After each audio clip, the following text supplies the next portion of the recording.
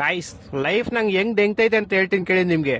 ಮೊನ್ನೆ ನಾನು ಟ್ರೈನಲ್ಲಿ ಟ್ರಾವೆಲ್ ಮಾಡ್ತಿದ್ದೆ, ನಮ್ ಫ್ರೆಂಡ್ ಮದ್ವೆಗೆ ಹೋಯ್ತಿದ್ದೆ. ನಾನ್ ನನ್ ಸೀಟಲ್ಲಿ ಕೂತಿದ್ದೆ. ನನ್ ಮುಂದೆ ಸೀಟಲ್ಲಿ ಸುಂದರವಾಗಿರೋ ಒಂದು ಹುಡುಗಿ ಅವ್ರ ಅಮ್ಮನ ಜೊತೆ ಕುಂತಿದ್ಲು. ನಾನ್ ಅವಳನ್ನೇ ನೋಡ್ತಿದ್ದೆ. ನೋಡ್ತಾ ನೋಡ್ತಾ ನಂಗೆ ಸಡನ್ ಆಗಿ ಸುಸ್ಸುಗ್ ಅರ್ಜೆಂಟ್ ಆಯ್ತು. ನಾನ್ ಹೇಳ್ಬಿಟ್ಟು ಸುಸ್ಸುಗ್ ಹೋಗ್ಬೇಕಂತ ಬಾತ್ರೂಮ್ ಹೋದೆ. ಅಲ್ಲೋಗ್ ನೋಡಿದ್ರೆ ಯಾವನ ಗೋಳಿ ಮಗ ಎಷ್ಟ್ ದಿವಸ ಆಯ್ತು ಯೋತಿ ಗೊತ್ತಿಲ್ಲ, ಒಂದ್ ವಾರದೆಲ್ಲ ಸೇರ್ಸ್ ಒಂದೇ ದಿವಸ ಯೋತಿ ಗುಡ್ಡೆ ಮಾಡ್ಬಿಟ್ಟು ಹಂಗೆ ಹೋಗ್ಬಿಟ್ಟು ನೀರು ಹಾಕಿಲ್ಲ.